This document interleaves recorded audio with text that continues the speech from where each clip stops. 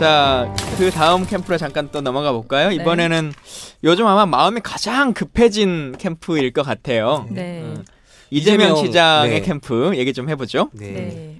뭐 어쨌든 이재명 시장 하면 가장 먼저 떠오르는 사람은 우리 방송에도 나왔습니다만 재윤경 의원 대변인 맡으면서 첫 번째 공식적인 현역 의원의 캠프 참여라고 하는 선언을 하게 됐죠. 네. 그리고 정성호 의원이 어쨌든 지금 3선 현역이잖아요. 그래서 경선 준비를 총괄하면서 가장 큰 전략을 짜고 있는 분이 안희정 뽑혀요. 캠프의 백재현과 동일한 똑같은, 역할을 하고 계신 거죠. 네. 그리고 현역 의원 중에 김영진 의원, 또 유승희 의원, 문학진 전 의원 이런 분들이 참여를 하셨어요. 최근에 유승희 의원이 합류해가지고 이기는 캠프가 잘 없는데 유승희 어디 있었어요? 블랙리스트 같은 존재인가요? 팟캐스트계 김광진 같은 존재구나. 왜 그래요? 팟캐스트계 문재인이라고 우리가 그 오마이뉴스 기사도 썼잖아요. 맞아요. 그거 그대로 또 제목으로 뽑아주셔가지고 좀 민망하면서 욕 많이 했을 것 같아요. 다른 분들이 이 새끼 뭐야 이거. 아무도 비난할 정도의 수준에 못 올라왔어. 한번 피식하셨을 것 같아. 이재명 캠프의 특징은 싱크탱크가 없다는 거예요. 그래요? 그러니까 기존에 다 캠프들이 있었잖아요. 캠프들이 있으면 싱크탱크가 다 무조건 있었는데 여기는 추진력을 앞세우고 있거든요. 그래서 기존에 싱크탱크가 없어서 뭐 전략이 없어서가 문제가 아니다. 행동이 문제였다. 그러니까 행동으로 보여주겠다. 이렇게 얘기를 하고 나서고 있거든요. 화끈하네요. 근데 이런 분들이 합류하긴 했어요. 가천대학교 이한주 교수님, 국민대학교 조원희 교수님 등이 그 경제정책을 자문을 하고 있고요. 또 서강대 문진영 교수님, 또 사회민주주의 센터의 정승일 공동대표님 등이 사회복지 분야의 정책 자문을 맡고 계세요. 이 이한주 교수 같은 경우에는 청년배당 제도의 이론적 토대를 제공하신 분으로 유명하죠. 근데 뭐 이분은 말 그대로 급진적으로 대선 주자가 되신 분이기 때문에 우리가 말하는 어떤 캠프라고 하는 공조직 혹은 정책 자문기구로서의 공조직이 갖춰지기에는 시기적으로 조금 부족한 것은 아니냐라고 하는 생각은 듭니다만 누차 말씀드린 것처럼 후보가 또 정해지고 나면 공약이라고 하는 거나 정책이라고 하는 것은 정당이 또 마련해 놓은 이런 것들이 있기 때문에 그것은 사실 이제 캠프를 좌지우지하는데 크게 중요할 것 같지는 않아요. 근데 저는 이분이 어쨌든 액트 탱크를 내세웠잖아요. 그런 점에서 그 손가락 혁명군 이거를 주목해서 꼭 봐야 될 것 같아요. 손가역 분들. 지난번에 보면 7천여 명 모여서 출정식을 했잖아요. 거의 지지자들이 엄청나요. 이분들이 한 번씩만 공유해줘도 전파력이 대단하네요. 근데 왜 우리 에피소드 중에 이재명 시장 재윤경 의원 나왔던 에피소드 왜 이렇게 클릭수가 많죠? 악플도 많아. 성가형 여러분 열심히 일 좀 하세요. 해주세요. 움직이지 않아. 그렇네. 그때 우리가 송가혁 손을 내밀었어야 되는데. 근데 참 저는 개인적으로는 손가락 혁명군이라는 요 부대 이름이 별로 난 마음에 들진 않아. 조금 더 세련될 수 있지 않을까. 뭐 그거야 뭐 느낌이 다 다르니까요. 그래서 그 손가락 혁명군이 이렇게 전면에서 이렇게 등장하는 걸 보면 좀 아까 그 두 조직 아까 문재인 캠프 얘기하다가 안희정 캠프 얘기했을 때 이거 좀 뭔가 확장성이 떨어지는 거 아니야라고 했는데 이재명 캠프 진영을 보니 무게감이 확 떨어진 느낌이에요. 근데 무게감은 떨어지더라도 저는 이제 손가락 혁명군이라고 하는 것을 어떻게 보냐에 따라 다르겠지만 결국은 직접 민주주의 혹은 직접 국민을 대상자로 하는 캠프의 진영으로 보면 아주 크게 작동하고 있는 거잖아요. 근데 이제 이게 좀 너무 과도하게 일정적인 한 방향성으로만 쏠려 있는 것이 아니냐라고 하는 염려들은 좀 있습니다만 그조차도 경선에서는 저는 역동성으로 받아들일 수 있다고 생각해요. 그렇게 또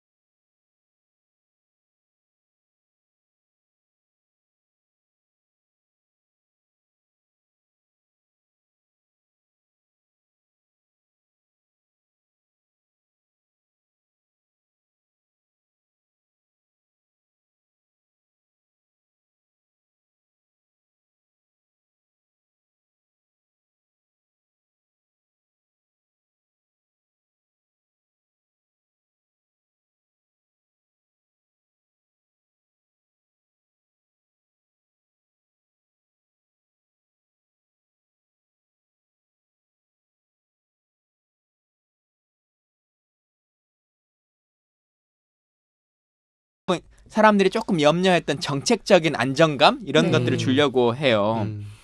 저는 이재명 시장이 조금 더 올라가지 않을까라고 하는 생각은 있어요. 2대1이네요, 일단. 왜 2대1? 3대 0인가요? 3대 0. 휴즈. 이러면 내기가 안 되잖아요. 그러게. 뭐야. 다 쏠렸어. 예. 이러다 안희정이 올라가면 우리 안희정 지사 쪽에 있는 분들 염려되면 빨리 저희 시사정비소에 출연하세요. 그래서 시사정비소를 듣는 청취자분들께 안희정을 좀 판매할 수 있는 기회를 저희가 공짜로 드리겠습니다. 근데 방금 그 의원님 말씀하신 이재명 시장님이 예전과는 좀 달라졌을 거다라고 말씀하셨는데 저는 좀 아닌 것 같아. 그거를 어제 또 느꼈는데 저도 그럴 거라고 생각을 했는데 안희정 지사의 대연정 제안에 많은 분들이 좀 실망을 하셨는데 거기까지는 많은 분들이 공유를 하시는 것 같아요. 근데 그렇다고 해서 사과하라. 이재명 시장이 거기다 대고 이거 제대로 해명해라. 광장에 나와서 나랑 한번 토론하자. 뭐 이렇게 또 공격적인 태도를 보이셨어요. 거기 또 실망. 안희정을 까도 내가 깐다 이거지. 그러니까 후보끼리 이렇게 치고받는 모습을 그래요. 정말 보기 싫어하는 우리가 거예요. 이슈 정비를 해드려야 돼. 정비를 하자면 안희정도 그렇고 이재명도 그렇고 지금 국민들한테 표가 되는 건 절대 상대 후보를 까면 안 돼. 그렇죠. 새누리당을 까든지 아니면 내 편인 사람을 까면 안 돼. 본인의 주장을 가지고 예를 들면 대연정을 주장해가지고 국민통합을 이룬다고 하면 이재명식의 국민통합의 방식은 뭐다라고 그렇죠. 하는 것을 제안하는 게 중요한 거지. 또 이렇게 하면 표가 안 되는 게 뭐냐면요. 문재인이 어떤 공약을 내면 문재인의 그 공약 나쁘다라고 얘기해봤자 결국은 클릭수는 문재인만 나와요. 제목 타이틀에 대한 그렇네요. 노출수는 문재인만 나오는 거지. 정치인다운 발상 요거. 이재명의 공약이 나오지 않는 거거든요. 그러니까 자신의 공약을 내세워야 언론 타이틀에 그리고 SNS 노출도 빈도에 제목은 자기 이름이 거론될 수 있기 때문에 누구 비난할 필요성 전혀 없어요.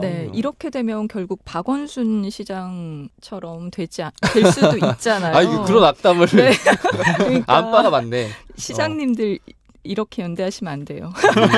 그러니까 가만히 있으면 중간이라도 갔는데 가만히 있었으면 그 진짜 안희정의 폭락을 그렇죠. 그냥 지켜볼 수 있는 건데 그 자기 선명성이 더 강화될 수 있는 기회가 됐을 텐데 거기에 한마디 보태는 바람에 이게 뭔 그거예요. 제발 이재명 캠프에 있는 분들은 정규식을 캠프 참모로 영입해 가십시오.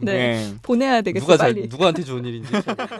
행동이 문제였다. 그러니까 행동으로 보여주겠다. 이렇게 얘기를 하고 나서고 있거든요. 화끈하네요. 근데 이런 분들이 합류하긴 했어요. 가천대학교 이한주 교수님, 국민대학교 조원희 교수님 등이 그 경제정책을 자문을 하고 있고요. 또 서강대 문진영 교수님, 또 사회민주주의센터의 정승일 공동대표님 등이 사회복지 분야의 정책 자문을 맡고 계세요. 이 이한주 교수 같은 경우에는 청년배당 제도의 이론적 토대를 제공하신 분으로 유명하죠. 근데 뭐 이분은 말 그대로 급진적으로 대선 주자가 되신 분이기 때문에 우리가 말하는 어떤 캠프라고 하는 공조직 혹은 정책 자문기구로서의 공조직이 갖춰지기에는 시기적으로 조금 부족한 것은 아니냐라고 하는 생각은 듭니다만 누차 말씀드린 것처럼 후보가 또 정해지고 나면 공적으로는 손가락 혁명군이라는 요 부대 이름이 별로 난 마음에 들진 않아. 조금 더 세련될 수 있지 않을까. 뭐 그거야 뭐 느낌이 다 다르니까요. 그래서 손가락 혁명군이 이렇게 전면에서 이렇게 등장하는 걸 보면 좀 아까 그 두 조직 아까 문재인 캠프 얘기하다가 안희정 캠프 얘기했을 때 이거 좀 뭔가 확장성이 떨어지는 거 아니야라고 했는데 이재명 캠프 진영을 보니 무게감이 확 떨어진 느낌이에요. 근데 무게감은 떨어지더라도 저는 이제 손가락 혁명군이라고 하는 것을 어떻게 보냐에 따라 다르겠지만 결국은 직접 민주주의 혹은 직접 국민을 대상자로 하는 캠프의 진영으로 보면 아주 크게 작동하고 있는 거잖아요. 그렇죠. 근데 이제 이게 좀 너무 과도하게 자, 그 다음 캠프로 잠깐 또 넘어가 볼까요? 이번에는 요즘 아마 마음이 가장 급해진 캠프일 것 같아요. 이재명 시장의 캠프 얘기 좀 해보죠. 뭐 어쨌든 이재명 시장 하면 가장 먼저 떠오르는 사람은 우리 방송에도 나왔습니다만 재윤경 의원 대변인 맡으면서 첫 번째 공식적인 현역 의원의 캠프 참여라고 하는 선언을 하게 됐죠. 그리고 정성호 의원이 어쨌든 지금 3선 현역이잖아요. 그래서 경선 준비를 총괄하면서 가장 큰 전략을 짜고 있는 분이 안희정 뽑혀요. 캠프의 백재현과 동일한 똑같은, 역할을 하고 계신 거죠. 그리고 현역 의원 중에 김영진 의원, 유승희 의원, 문학진 공약이라고 하는 거나 정책이라고 하는 것은 정당이 또 마련해 놓은 네. 이런 것들이 있기 때문에 그것은 사실 이제 캠프를 좌지우지하는데 크게 중요할 것 같지는 않아요. 네. 근데 저는 이분이 어쨌든 액트 탱크를 내세웠잖아요. 그런 점에서 그 손가락 혁명군 이거를 주목해서 꼭 봐야 될 것 같아요. 네, 손가역 분들. 지난번에 보면 7천여 명 모여서 출정식을 했잖아요. 거의 지지자들이 그렇네. 엄청나요. 이분들이 한 번씩만 네. 공유해줘도 네. 전파력이 대단하네요. 근데 왜 우리 에피소드 중에 이재명 시장 재윤경 의원 나왔던 에피소드 왜 이렇게 클릭수가 낮죠? 악플도 많아. 성가영 여러분 열심히 일 좀 하세요. 해주세요. 움직이지 않아. 그렇네. 그때 우리가 송가역 손을 내밀었어야 되는데. 네. 근데 참 저는 개인적으로 전 의원 네. 이런 분들이 참여를 하셨어요. 네. 최근에 유승희 의원이 합류해가지고 이기는 캠프가 잘 없는데. 이분이 어디 있었어요? 블랙리스트 같은 존재인가요? 팟캐스트계 김광진 같은 존재구나. 이분이. 왜 그래요? 팟캐스트계 문재인이라고 우리가 그 오마이뉴스 기사도 썼잖아요. 맞아요. 그거 그대로 또 제목으로 뽑아주셔가지고 좀 민망하면서 네. 욕 많이 했을 것 같아요. 다른 분들이 이 새끼 뭐야 이거. 아무도 비난할 정도의 수준에 못 올라왔어. 한번 피식하셨을 것 같아. 네.